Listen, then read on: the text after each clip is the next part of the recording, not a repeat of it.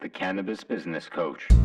Hi, Mike Z here, author of the Cannabis Business Book, and you're listening to the Cannabis Business Coach podcast, where I chat with and coach the highest performing entrepreneurs in the cannabis industry. Hi, Mike Z is. Hi, Mike Z is. Hi, Mike Z is. The Cannabis Business Coach. Hi, Mike Z here. And on today's episode of the Cannabis Business Coach podcast, I'm joined by Laura Lagano, cannabis wellness pioneer, author, nutrition and wellness consultant, and much more. And Laura, I'm delighted to have you on the show today. And if you don't mind, can you please do a more in-depth intro for our listeners and viewers? Sure. Well, I mean, that pretty much covered it. I mean, by training, and for a long time, I've been a registered dietitian nutritionist. And, people seem to be sometimes surprised when they find out that I'm in cannabis. But then when I remind them that cannabis is a plant and nutritionists tend to favor plants, then it seems to make a little bit more sense. And then, of course, when I go into the fact that, I'm in wellness and making people better, and that's what cannabis does. And I'm an author. I've been through my whole career, I've always been a writer. I was lucky enough to write a book with St. Martin's Press called the CBD Oil Miracle. But I have to say, I primarily see myself as an educator. And of course, authors are educators. And that years ago, and when we first met, Mike, I think you were one of the first people I met in New York in the cannabis business. And I'm the co-founder and education director of the Holistic Cannabis Academy. So that was really one of the very, very first online learning platforms about cannabis, particularly about integrating it with other modalities, rather than treating it in the sort of pharma paradigm, which is like one drug for one bug. I would never say to somebody, just use cannabis for this. I want people to change other lifestyle behaviors. It's always more than one thing. We don't want to look at it just a one thing approach. Got it. Thank you for that. And I'm curious, when did you start with the holistic cannabis education? And when did we meet? It must have been like 2015. Is that right? 2014, 2015? Yes, it was about then. It was in the cannabis, that doesn't seem like that long ago, but in the cannabis world, it's actually a very long time ago. And as we both know, there have been people who've come and gone since then, and there are new people. And it's very different. I felt like in the beginning, and I mean, I know there was a beginning before that, obviously. Cannabis has been around longer than tea. And of course, there was things going on in California, across the country that weren't happening in our neck of the woods. But it was definitely, I felt like a true community in the beginning. It was a true community. Everybody knew each other. You had, great meetings with High NY, and, everybody really got to know one another.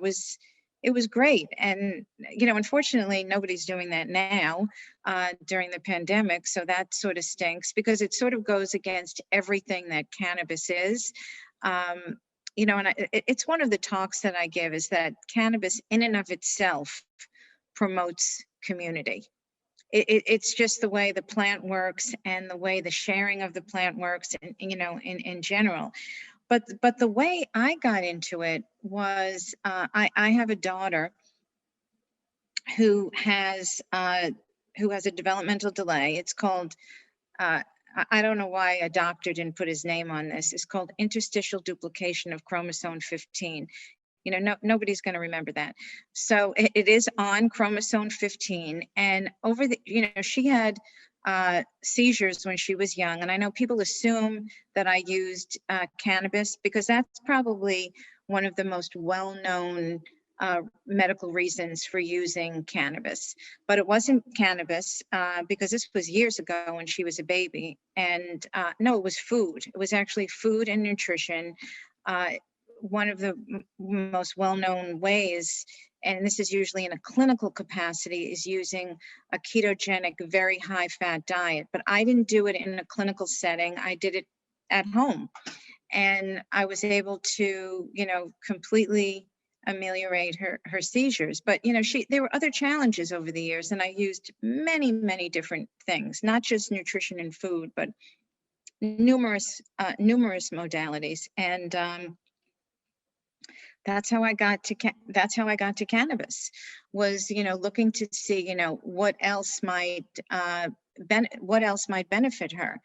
And then, when I started, researching that for her, I had to do that all on my own. I couldn't go to the neurologist, who was like completely freak out if I asked him about that. People didn't even want to tell their doctor that they took supplements, like, like a vitamin D. So certainly I wasn't going to say anything about cannabis, whether it was a hemp-derived CBD or anything else. And so I had to do all that research myself. And I realized that, wow, what about everybody else that could, not just the people who could benefit from it, but people like me? I was already a health practitioner. I had never heard about the endocannabinoid system. That was a mystery. Of course, I learned about that. Cannabinoids, I mean, I knew what THC was, but I didn't know about all these other cannabinoids.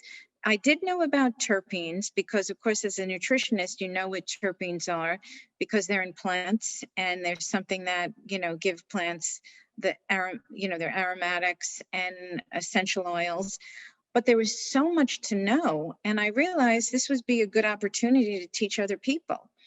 So, we created an online learning platform about integrating cannabis with nutrition and aromatherapy, and on and on.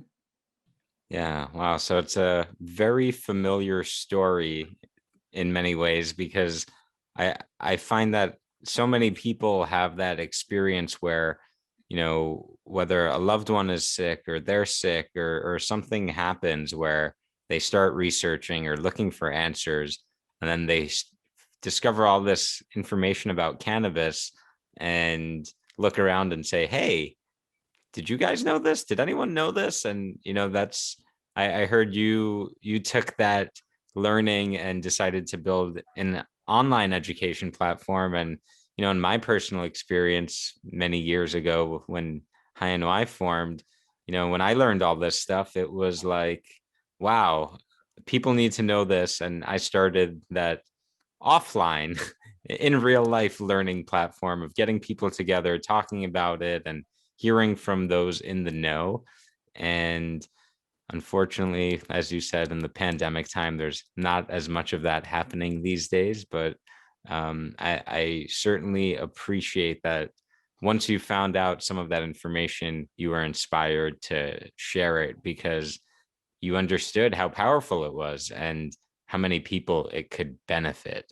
And so I want to ask you on that note, Laura, tell me about writing the book and that whole process, and what inspired you to do that, and how did that come about?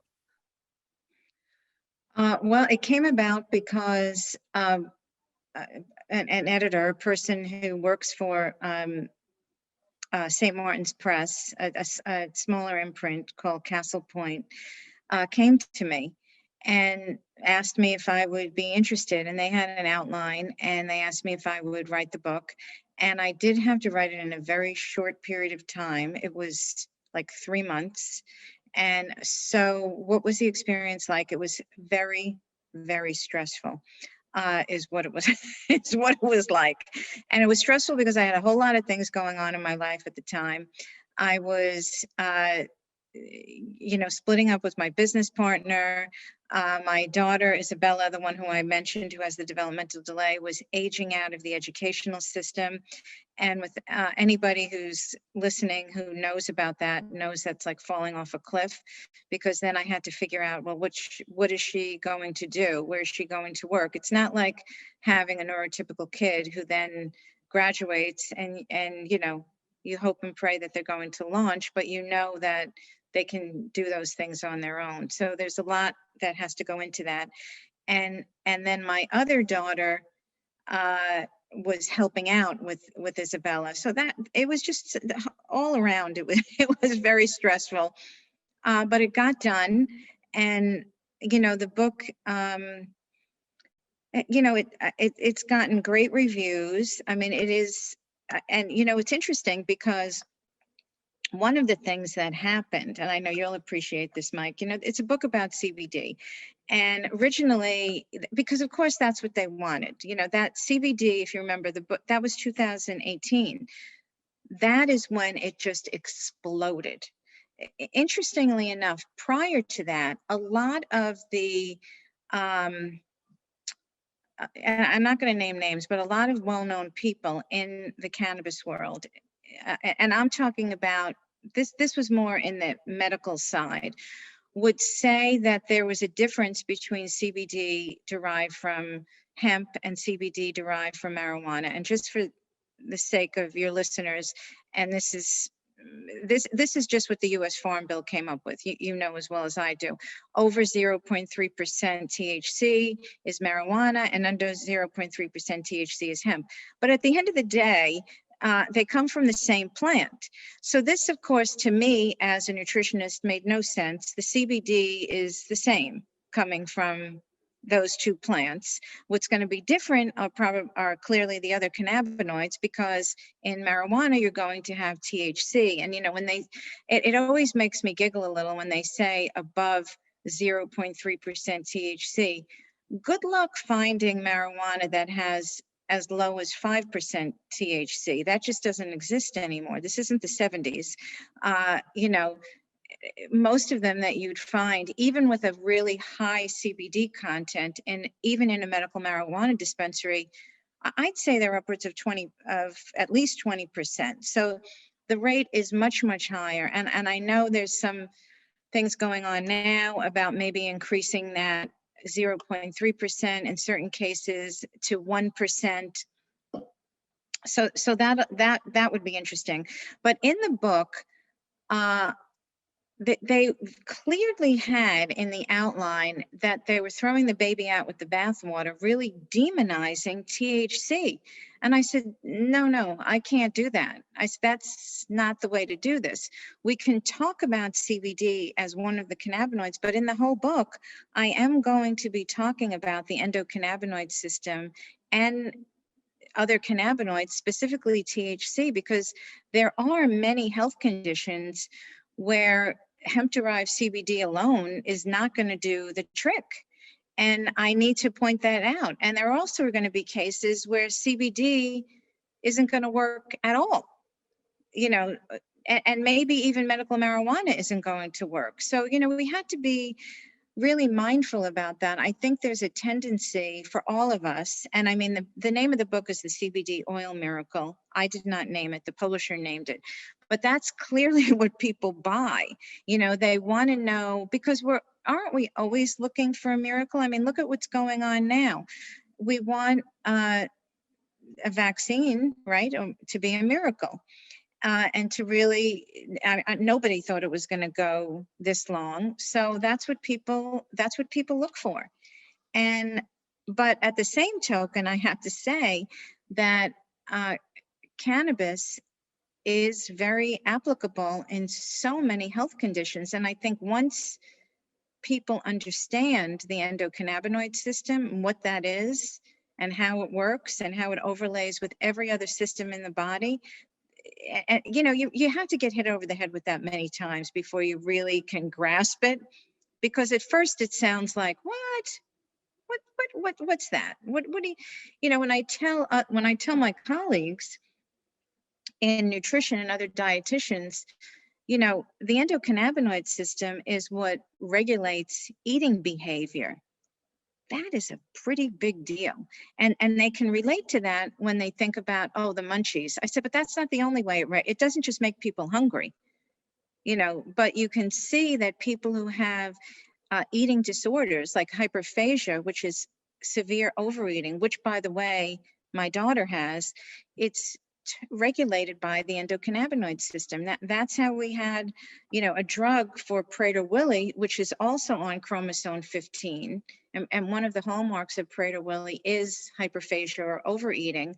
And the drug that was created, worked very well to mitigate eating. But what else did it do?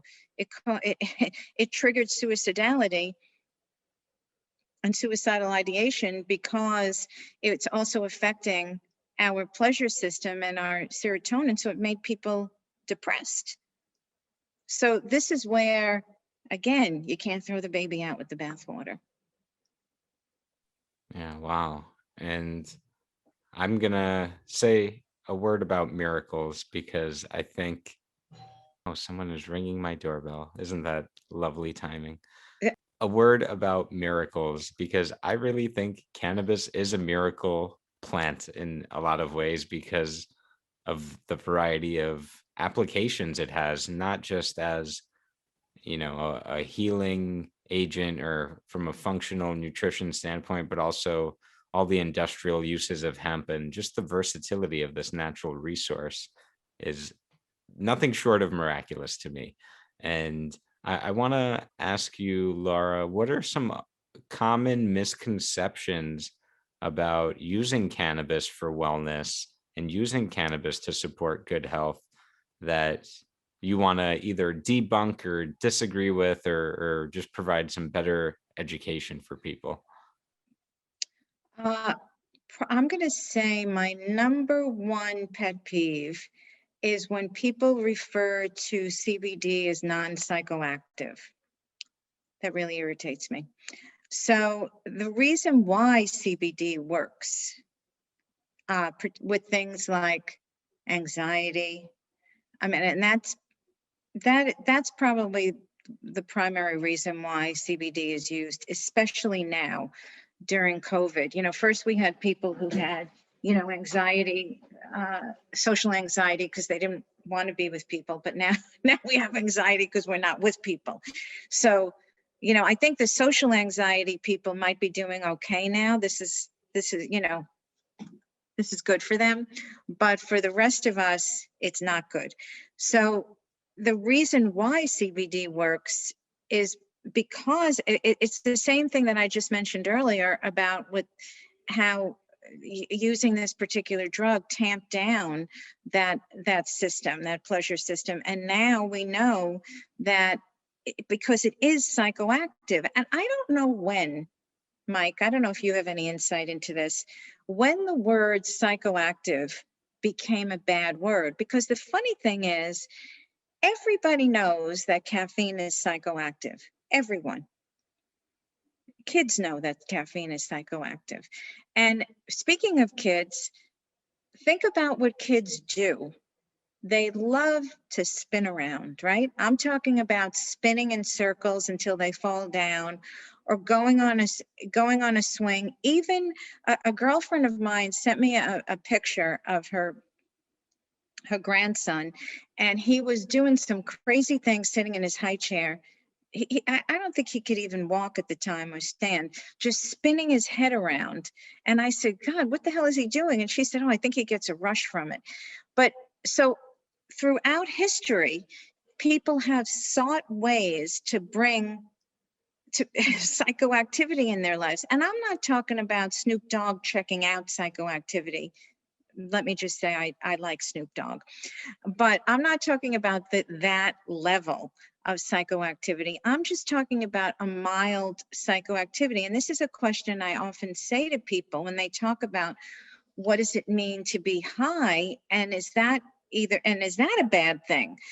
Well, no, not if you have, some sort of endocannabinoid dysfunction and tone. If you think about all of these tightly wound people, I mean, Mike, I don't know how many times I've done this, too many to count, but I've had thought in my head, that person could really use a hit off a joint because the person is so tightly wound. I cannot, because that will help to bring them down a little. And ultimately what it's doing is it's balancing their endocannabinoid system. And you know, caffeine was only one example. There are many other food ingredients in plants that have a level of psychoactivity, and nobody seems to mind that. But for some reason, as a way to throw the baby out with the bathwater and separate THC from CBD, a lot of the hemp companies said, "Oh no," felt the need to say that it was psychoactive, and I just think that's a mistake. I was at a talk when there were in-person talks, and there was a hemp company on the stage, and this person was freaking out that I was saying CBD was non-psychoactive. I mean, I thought he was going to literally have a stroke right there and then. It was crazy. But I thought, why? It's okay. You know, we want to educate people, and, you know, why fool them? You know, Laura, there's so many things in there that I'd love to respond to. First of all, I feel like, to the point about caffeine, I feel like so many people don't even know that caffeine is a drug, or they don't even make that Right. connection. And then, as far as how many times I've like looked at people and thought they could really benefit from, you know, some cannabis, definitely too many to count, especially with some of the neurotic people in my life. You know, psychoactive, it's so interesting. Like, it's this scary word, right? You know, that most people probably don't even know what it means. And it's funny to me. It reminds me of, I have a friend who was a chef and is very much a cannabis, we'll say, enthusiast, connoisseur, researcher, nerd, whatever. And he said something to me once around this topic that I thought was so fascinating, which is, you know, he said, food is a drug, food is a narcotic, food can be psychedelic and psychoactive, you know, especially if you're really into it and you have like some, you know, really world-class delicious something or other, and, you know, it could easily get people high. And I thought, you know, I never had considered that perspective, and I thought he's totally right. You know, for foodies anyway, it definitely can have that intoxicating, you know, not in the you know, medical sense of the word, but in the kind of mind altering state sense of the word. And the question you asked that I love so much, because I think it's such a tricky question: what does it mean to be high or to get high? And I had a first time medical patient I was speaking with a few weeks ago who, you know, asked that very question and was afraid because she had never experienced what it meant to be high. And her association for many years was that that's a bad thing, or that's a dangerous thing, or whatnot. And it's really such an interesting question. I'm curious what answer you offer for what does it mean to be high? Well, I think for different people, of course, it means different things. Uh, but I would say that when we're talking about a medical patient, so let's just talk about a medical marijuana patient right now, and that's a big worry that, as you pointed out, that medical marijuana patients have. You know, they need to do their work or live their life, you know, so they don't want to be high. And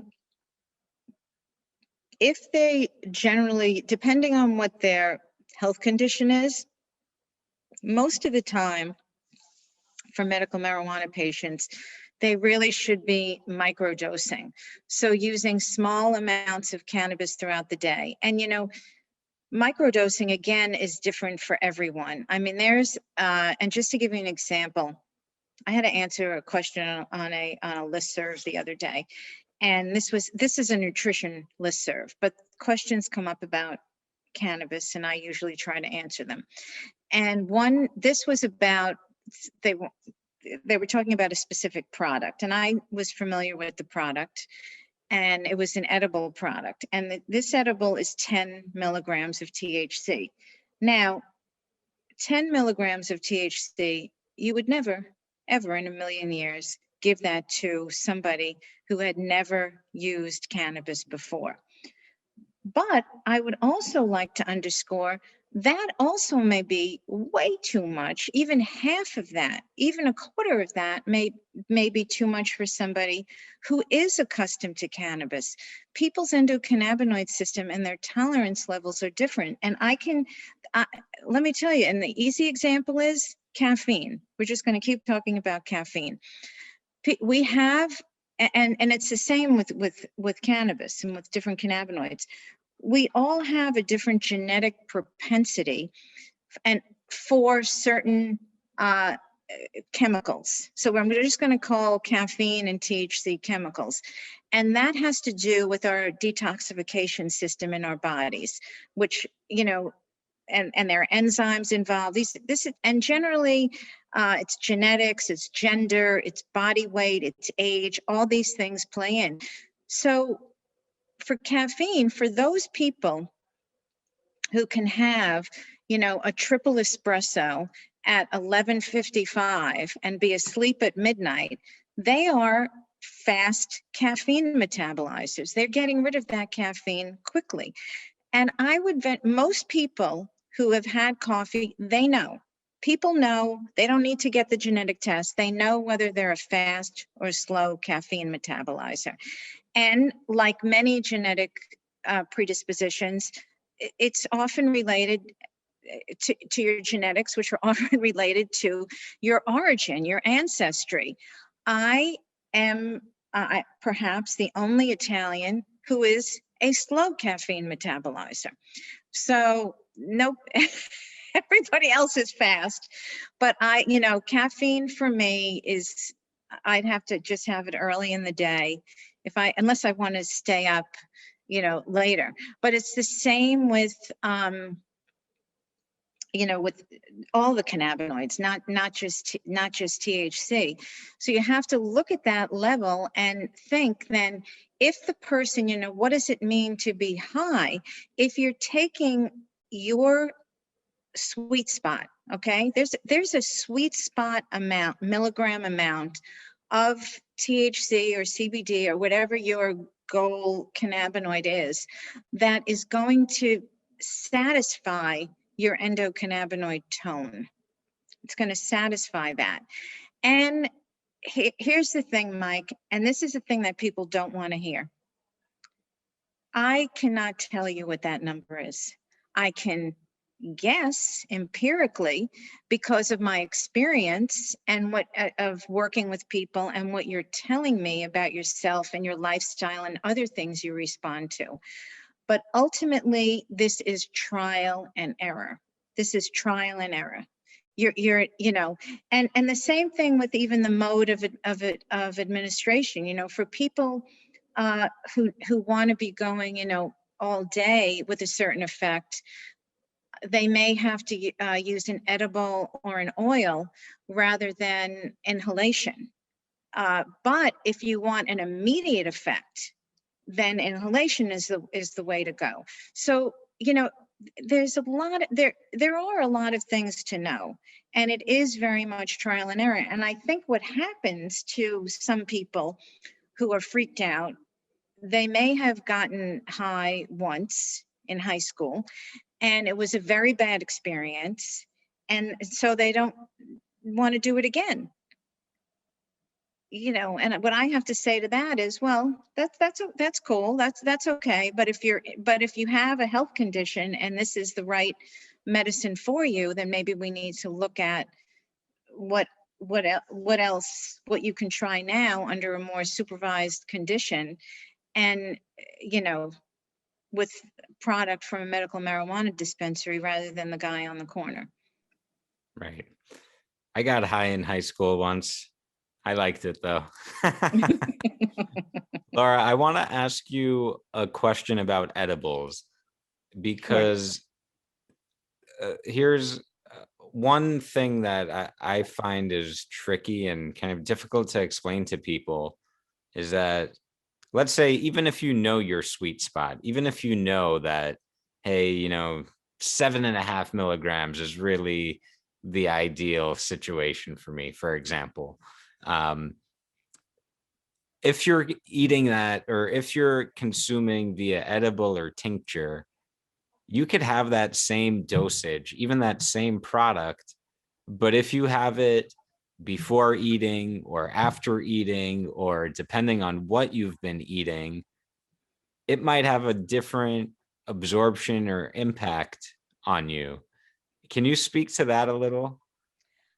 Yes, that can definitely happen. There are also things that seasonally can be different. So, something that that has happened to me often is somebody will say to me, and this is actually non-related to cannabis, but it could be related to cannabis. Somebody will say they ate something that I told them to eat, or they used a supplement that I told them to use, and they had a terrible headache, and they immediately want to blame it on what my recommendation is, of course. And it's actually the barometric pressure or the pollen. So this is a thing that we always have to remember. What I said earlier, it's never just one thing. So for cannabis in general, particularly with edibles, you do want to have it with food is going to potentiate the absorption. So it's sort of like the opposite of alcohol. Whereas, with alcohol, an empty stomach it's going to absorb faster. It's the opposite with cannabis. So with cannabis, because it is lipophilic, which lipo means fat, philic means loving, so it's fat loving. So if you see most of the preparations that are out there are in oils, and technically a tincture actually means it's in an alcohol base. So the oil that the tincture comes in will help with the absorption, but so would, a food that had, a fat in it, whether it was, some avocado or, other full fat yogurt or other food products. So, but you will also have a different effect also based on where you are emotionally and mentally. I mean, and I think people already know this about other things in life. I mean, I always say that the thinking about things that are stressful is worse than the actual doing. You know, once you get to the point of doing it, you've already stressed yourself out with the thinking, and it's usually not that bad.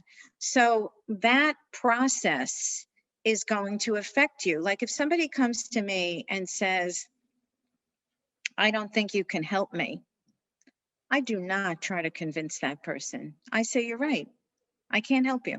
If you think I can't help you, and if you think you can't be helped, then you can't be helped. I mean, this is, yes, there's a whole, the power of positive thinking and all of that, but this is all so very true. These stories and these narratives that we tell ourselves are going to impact our life. I always say the universe answers. If you think you're going to have a bad day, well, you probably are going to, and you're convinced you probably are going to have a bad day. So yes, I think that affects it. If you're going into using cannabis and you think it's not going to help you, or you think you're going to freak out, that's probably what's going to happen. Right. And to that point, I want to get back to miracles for 1 second, because I think it's important, especially in the world we live in today with all the stressful stuff that's happening. You're not going to get miracles.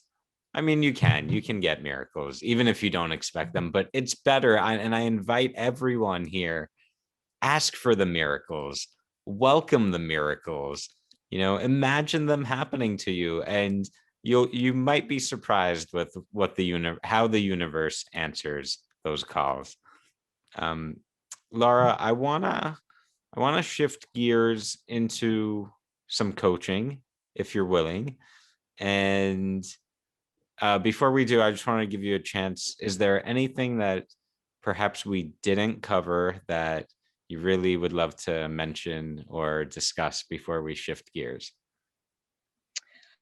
I would say that I believe that it is really important for healthcare professionals to get educated about the endocannabinoid system and about the plant, and to really have their minds open. There's a tendency among all healthcare professionals, doctors, nurses, dietitians, to only believe what they learned in school.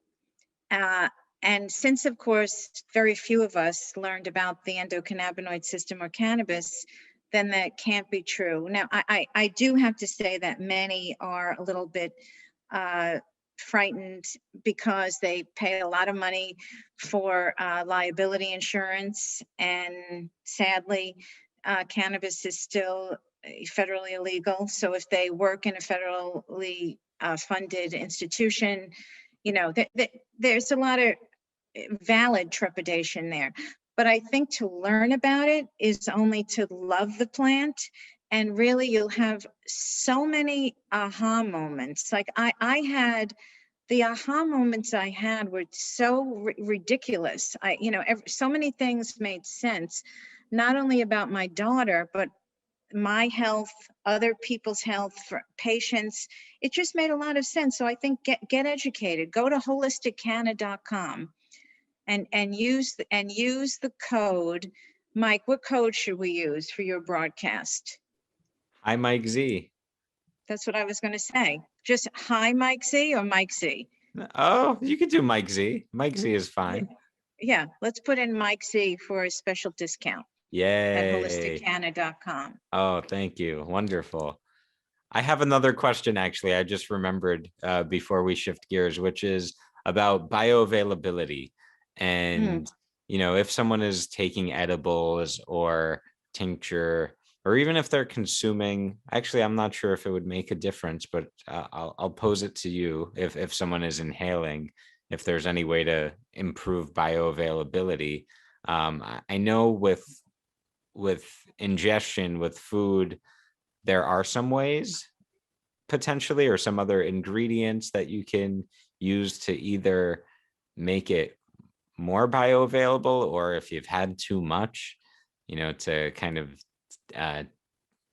dampen the effect, if you will. Can you speak to that a bit, Laura? Well, that has most to do with the terpenes, and we didn't really talk about that much. We have, I don't know how many hundreds of different cannabis strains, which technically are really called cultivars or chemovars, with all these names. And at one time I used to think these are crazy names, like, Bubba Kush and AK-47 and Blue Dream. And but if you actually look at plants, like flowers and things, those also have crazy names too, because they allow the cultivator names the plant. But the difference between all of these different cannabis cultivars yes, it does have to do with the ratio of CBD to THC and other cannabinoids, but it really has mostly to do with the terpenoids, with the terpenes. That's where you're going to see your difference. And that's also what can affect how the plant affects you. So probably one of the most well-known in the cannabis consumption world is myrcene. So myrcene is also found in mangoes, and myrcene produces what is lovingly called couch lock. So myrcene is going to make you feel very, very relaxed, as will linalool, which is in lavender. And most people know, there's so many lavender infused personal products on the market, candles, bath products, lotions, etc., for relaxation, where something like peppermint is going to be more stimulating. So we do know that the terpene content is going to affect you. And as far as let's say if you overconsume cannabis, one of the things you can do is actually chew on peppercorns.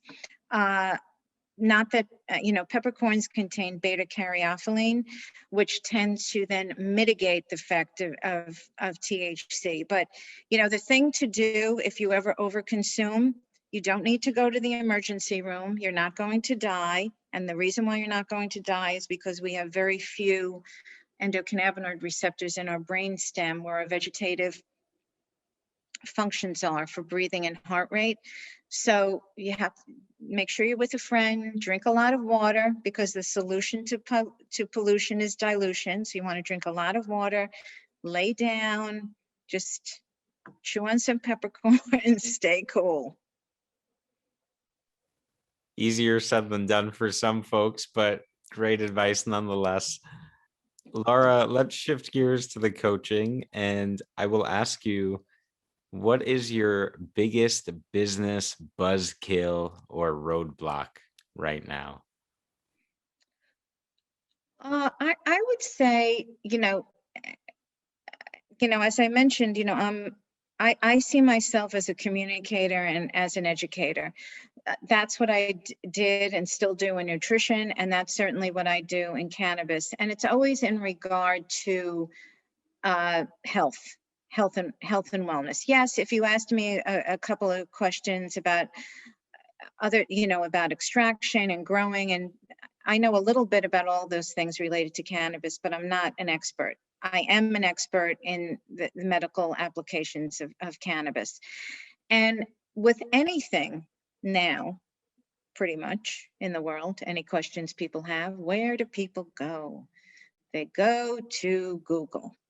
So here's where it does become challenging. First, there's the notion, what I already mentioned, is that people don't know what they don't know, right? So if you don't know it, you don't know that you need to know it. So the endocannabinoid system, and I think because it has the word cannabinoid in it, in some ways may have done it a disservice. If they named it something else, it wouldn't have been so off-putting, because we still have so much cannaphobia. And we've come a long way, clearly. We've come a long way. We have what? Is it 35 states in DC with medical marijuana? That's a long way. When I met you, Mike, I think there were 10 states, if even. So that...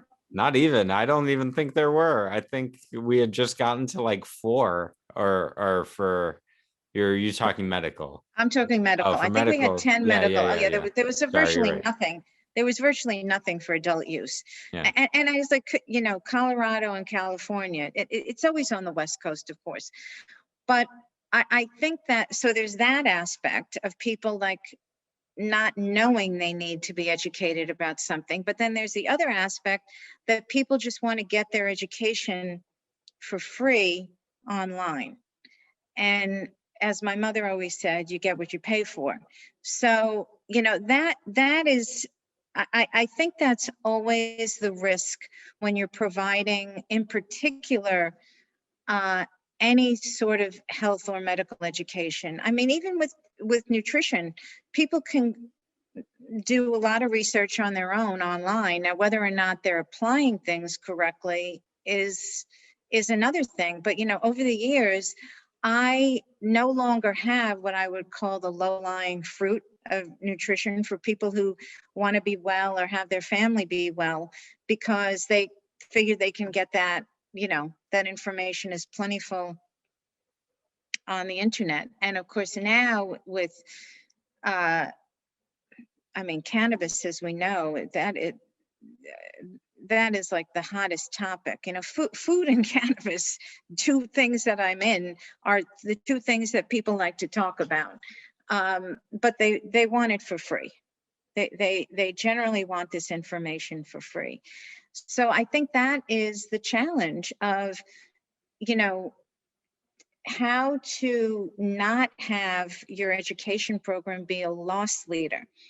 This is something that the pharmaceutical industry invented, which was very, very smart.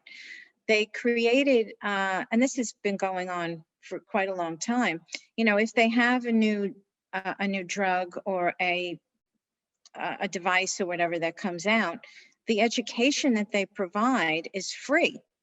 to learn about the device or to learn about the drug or to learn about the health condition, and that's called a loss leader, because now that somebody's going to prescribe, the drug is going to be prescribed, or the device is going to be purchased or whatever.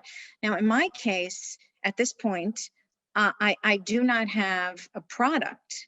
Now, what I would love to be able to, at some point in my current state that I live in, New Jersey, I would love to be able to produce edibles. I mean, it makes perfect sense for me to do that. Now, that is, if that ever happens, right now, New Jersey is just vertically integrated, which means that you have to be doing every piece of the business. We don't even have edibles at this point. They'd have to come forward with make good on their promise of having, micro businesses. And as we know, that it's not, as I always tell people, it's not like opening up a shoe store. You don't just order the shoes, get the property, and voila. It doesn't work like that. You have to, there's a lot more involved. So, I think that's a big issue. And it's gotten, in the beginning with the business, with the holistic cannabis education, it was more about, did people think they needed it? It was too new. We were just too progressive. People were afraid. The Cannaphobia was way bigger then than it is now, although it still exists. But now there's more information out there. There's tons of websites now and blogs and devoted to cannabis, magazines. People can get a lot of information out there now. Yeah. So first of all, I have to say, believe it or not, I don't know if I've ever heard the term cannaphobia before. And I think that is a phenomenal term, because it's certainly a real thing and certainly still a challenge for everyone in the community. Yeah, I wrote about it in the Huffington Post in 2015, I think. Oh, nice. Awesome. Very cool. Well, I guess I'm cannaphilic. That's the new term that I'm going to toss out there. But Laura, what I'm hearing from you is that the roadblock is either figuring out how to position the value that you offer so that people get it, or it's, the flip side of that is kind of having people understand why this stuff is so important for them, that enough to the point that they're willing to pay for it, instead of kind of, taking a more casual approach of, oh, well, I'll just see what I can dig up on Google. Right. So I'm talking about mostly the health practitioners who, may want to, because they're definitely getting asked questions about, everybody is, about whether or not cannabis is going to be appropriate, because they're hearing about it. And of course they're asking, needless to say, about CBD, because nobody knows how to select CBD. That is something that people have no clue. I have it, it's across the street from me for $19.99. Now, I said to somebody, that is really a case where you get what you pay for. Do you actually think there's any CBD in there for $19.99 for an ounce? I don't even know if it says the milligrams on the bottle, but it's so misleading. But I think in many cases, sadly, there are practitioners who say, I had somebody say this to me a couple of weeks ago. Well, what's involved with recommending, and this person was not it was a healthcare professional, not a doctor, not a dietitian. What's involved? If I think somebody needs vitamin D, I just say, take vitamin D. And I said, well, I don't do that. And he said, oh, well, that's a different, we have a different model. I said, no, I'm actually a nutritionist, so my model is to teach people and investigate, what they're eating and whether or not they even need that product, and I'm going to educate them. So if I'm giving somebody and recommending CBD, a CBD oil or extract, whatever format it might be in, I'm certainly going to know a lot about that person and what type of CBD, but I don't think you can get that information. I know you can just by scouring the internet. And that therein lies the rub. I think a lot of times people don't want to pay for education. Or as I said, I mean, I know people don't know what they don't know. It sounds like the silliest statement, but it's true. Laura, let me ask you, let's just focus in on a particular customer or client type. I'm hearing it's the healthcare practitioners. Is that right? Well, that's typically who would purchase the program, correct? Different types of health practitioners, right? So what is the most valuable part or greatest value that they get out of your program? Well, they're certainly learning about the endocannabinoid system, the plant, and how to apply it. And they also take an exam and get, a certification as a holistic cannabis practitioner. So I think the value is the knowledge and then the application of the knowledge. And what does the application of that knowledge allow for them in their practice or business, and as it relates to their patients or clients? Well, I think what it does is at that point, then it gives them another tool in their toolbox ultimately, if you're a healthcare practitioner, what you're supposed to be doing is healing your clients, right? I mean, that's what you're supposed to be doing. So this is giving you another tool.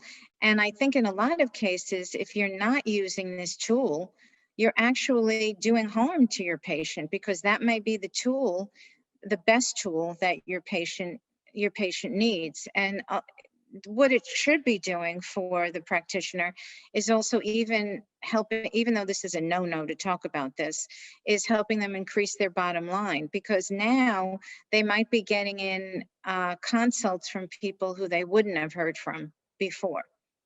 People are going to be coming to see them who want to talk, who know about cannabis, and they couldn't have answered those questions before.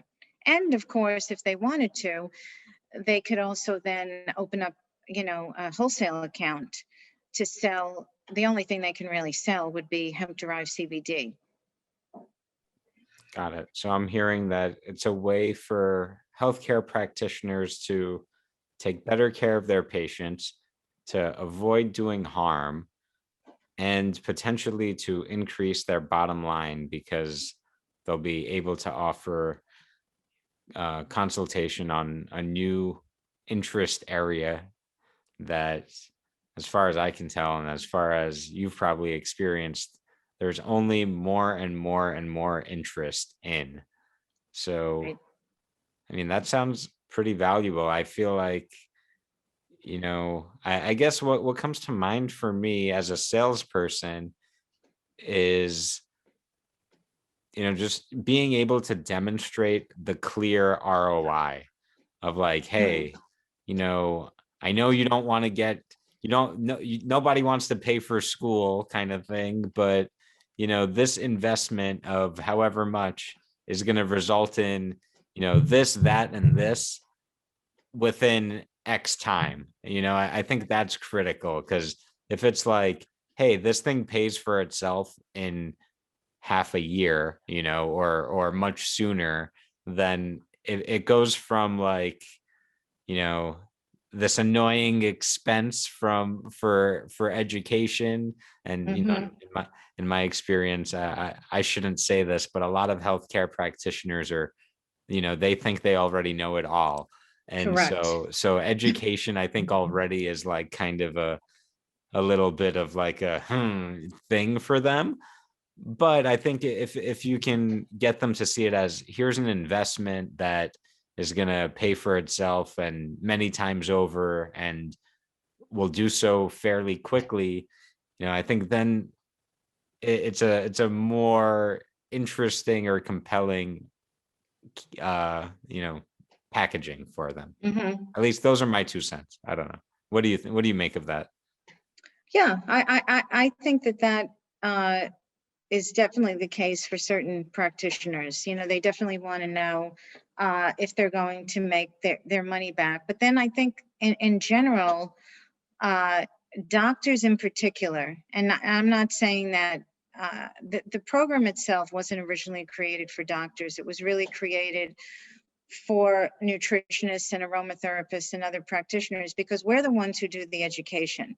I mean, whoever has sat with a doctor for an hour and a half, maybe if you're having surgery but not for a general visit, that doctors don't go into, medicine because they want to be educators. That's not the reason why. So the interesting thing that I have found, and this is always curious to me, is that the healthcare professionals who probably make the least amount of money are the ones who are interested in spending the most on education. So if we make the assumption that doctors are making the most amount of money, which in general they are, and I'm not saying that we haven't had doctors take the program we have, but yes, I do think that showing the ROI would be good. And of course, it's going to depend what people charge. I mean, there are people who might, I know, for instance, that neurologists who I've taken my daughter to, one visit, and those visits would be about an hour. That could be $750. Whereas, an hour with, an aromatherapist or a health coach, that may only be $100. So it really depends on what the person charges. But then if you add to that selling products, then that can really bring in the income more quickly, for sure. But there is a challenge with that too. And that also has to do with the internet. You can't sell a product that people can get online. They'll only buy it from you for a short period of time. So you have to sell a product that is only available to healthcare professionals, or maybe you have an exclusive with, or you white label. Got it. Okay. Do you feel like we made any progress on this challenge? I think you confirmed what I know. I don't think what I've been doing, I don't think I've been communicating that well, the ROI piece. I think I do communicate well. This will help you help your patients, but maybe that's just not enough. Yeah, maybe. So I'm going to throw this out there, and feel free to, not take it or whatever, but maybe part of it is more messaging around how this is going to help them help themselves. Yes, because people are so self-involved. That could be yes, that could be how it's going to help them to build a better practice. Yeah. And I'm going to throw out this one of my favorite combination of buzzwords here, which is how it might improve their own financial health. Yes. Because who doesn't want that, right? Right. No, absolutely. Oh, I think some people want it more than others, or they want a larger financial health. Yes.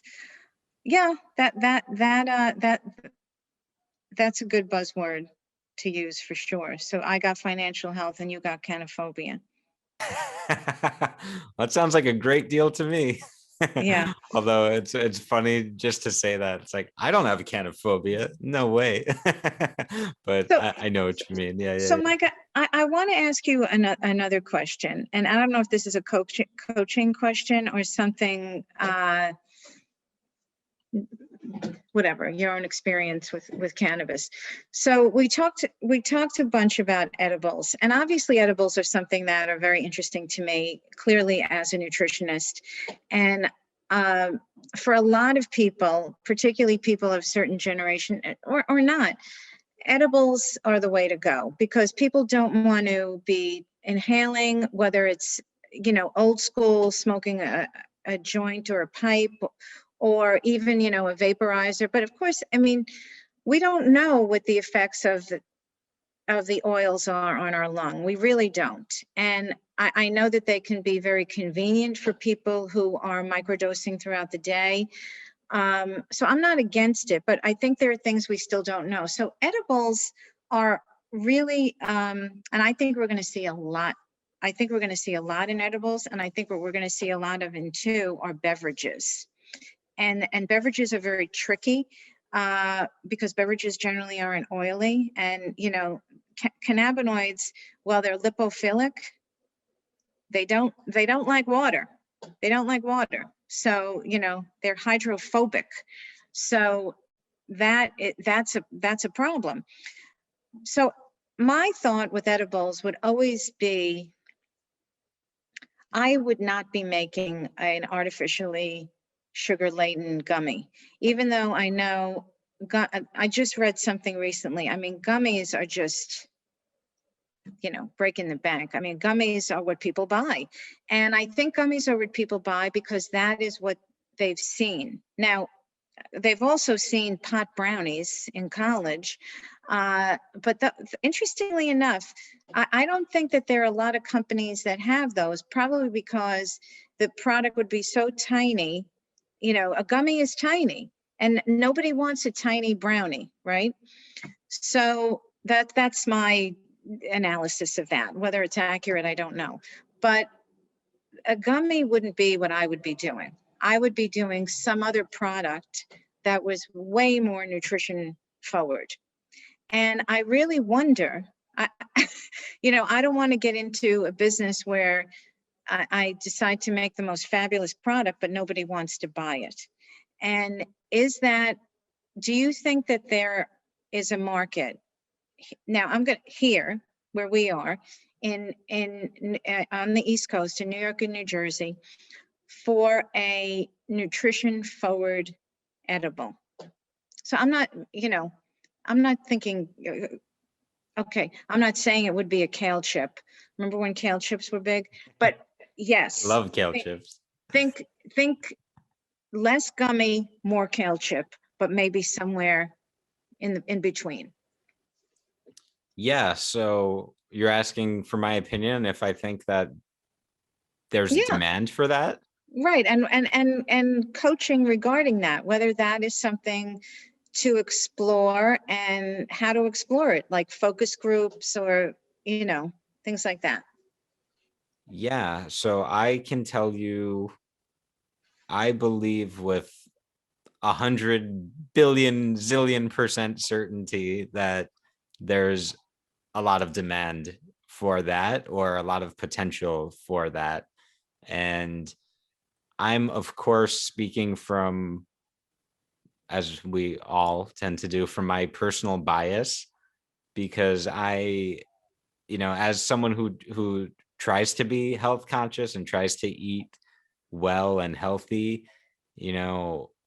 I'm aware of, like, I don't want a gummy. I mean, I love gummies in general, cannabis infused or not, because, they're delicious and sugary treats. And, I probably get some dopamine or something out of them that makes me, feel a little great. But, for me, and I think for a lot of people, and I've seen this actually, I've had friends who made like vegan edibles that were really, healthy and kind of not the traditional brownies, or kind of more stonery things, if you will. And I think there's a huge market for that, because, especially folks who care about wellness and who are already, conscious of hey, what am I eating here? Is this natural, or is this, natural flavors or whatnot? I think people want to eat stuff that's like plant-based and organic and clean and truly good for you. And so I have no doubt that there's going to be, especially as things mature a bit, because I think on the East Coast, we're still kind of in the Stone Ages here, unfortunately. Yeah. And, to the point you made earlier, like you go into the dispensary in New Jersey and the amount of options there is laughable. So, I think once these markets really open up, then it's going to become very obvious where there are gaps. And, there's going to be people who want that like more refined, healthy, elegant, clean experience. And I can tell you, I'm one of those folks. Like, I'm not gonna, to the point where like I won't consume an oil pen, period. Hmm. I did in the past, but the more I learned about it, the more I realized, I'd rather go to a different method, because of the unknown there, of the oil in the lungs and all that stuff. Like, so I believe that it goes hand in hand with the market opening up and more education being available, because I think once consumers get access to more choices, they'll start becoming more educated and a little more intentional and nuanced in their choices. At least that's my hope. Will it take some time? Certainly. But, I think I really believe, and I put it in my book, the Cannabis Business Book, which is available on Amazon, that I really believe that food and beverage is going to be where the first like major worldwide known mainstream cannabis brands are going to come out of. And it's because everyone eats, everyone drinks, not everyone vapes, not everyone smokes, not everyone, certainly not everyone dabs. And so I really think there's definitely an opportunity there, and I think it comes down to, like most other CPGs or branded products, really knowing that target audience really well and understanding what I'll call their emotional triggers and their buying behaviors and how they Hmm. make decisions about what they eat. And so that's my very long-winded answer there. And I'll just add, how do you find that out?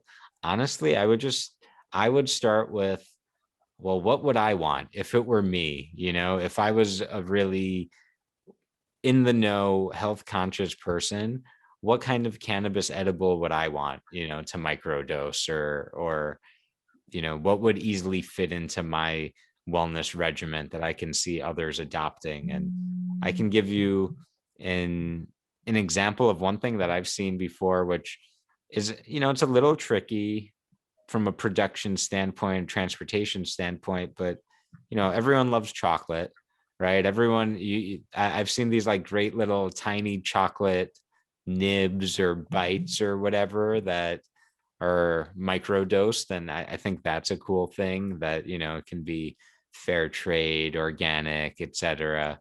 But there's certainly other stuff that, if you have a good convenient form factor, I think can definitely play. Even kale chips. If someone offered me an infused kale chip, just the novelty of it alone would be enough for me to want to Yeah. try it once. It's interesting. Yeah, I have um a friend and colleague who is actually on the faculty at my holistic cannabis education program, and she had some great products in Colorado that were nutrition forward. And you would think, Colorado is, you know, already nutrition forward. I mean, when I think Colorado, I think Boulder, and that's like being in one giant Whole Foods. Everything, anywhere you go, nobody has to explain gluten-free, or everybody's already doing it, or dairy-free or anything. And she had a series of, at least that I could think of right now, three really nutrition-forward products. And she couldn't sustain, the business couldn't sustain. And I don't know if it was because Colorado was already saturated at that point, with edibles, and you have to, but you can be sure that if we ever were to get edibles in New York and New Jersey, the first thing people are going to be selling is going to be gummies. I think it's almost like a de-education and a re-education. This is what people see. I mean, do you remember the New York Times Magazine section with the article about CBD? It was a gummy on the front cover. It wasn't even on cannabis, on full-on cannabis with THC, but it was a gummy. Yeah, it's a really interesting topic, where why are gummies so attractive? Because I know that you're right. I've heard anecdotally from retailers and from distributors that, like, when I ask them what sells, they say gummies, and Yeah. for whatever reason, it's like what people, I don't know. What's coming to mind for me, which is like purely speculation, is that gummies, like when I was a kid, gummies were like a fun treat, and I feel like for some of these more, well, I hate the word recreational, but for more of the like social fun users, I feel like they could just view it as like, oh, this is, simple, small thing. It's kind of playful, and it's like it has this like childlike thing to it. Because I don't know about you, but I feel like most adults don't eat gummies generally. No, they're not buying gummies to eat them. And I wonder though, now that as you're speaking, I was thinking, because there were no gummy, when I was in school, there were no, I mean, yes, of course there were gummy candies, but the only edible that there was were people making homemade pot brownies. There was nothing else. Nobody was infusing sauces or anything.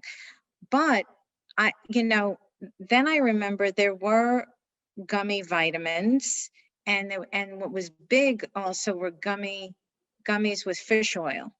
Because fish oil, I have a talk that I give about CBD, and I always compare it to fish oil, because the nutrition trends, obviously I know what's going on and what's happened in the past, and fish oil was big. Fish oil was really big. Nothing compared to CBD, I can tell you.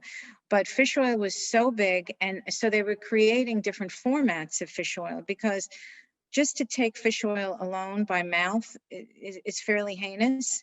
So they had to either put something in it or make it into, of course, a gel cap is how it really went. And then, making these gummies. So, we'd have to investigate the history of the cannabis gummy.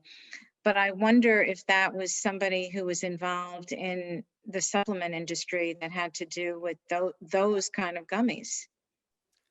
It's a great question. Who popularized the infused gummy? Yeah. Yeah, I have no idea. I wonder. I have a theory that maybe folks from the LSD trade had a hand in it, but I have no idea. I think it's a great question, and it's we'll chalk it up to a cannabis unsolved mystery. Which, if you're out there listening and you have a lead on who popularized the cannabis gummy, please let me know. Please reach out. Yes. Mike and Laura want to know. Yeah, inquiring minds want to know. Laura, on that high note, I'm gonna thank you for joining me today, and it's been a joy to catch up, and I hope that sometime soon we can gather in person again and have those fun cannabis community events that we were so used to pre-COVID. Absolutely. I hope so too, Mike. Hi, Mike Z is. Hi, Mike Z is. Hi, Mike Z is the cannabis business coach. Hi, Mike Z is. Hi, Mike Z is. Hi, Mike Z is the cannabis business coach.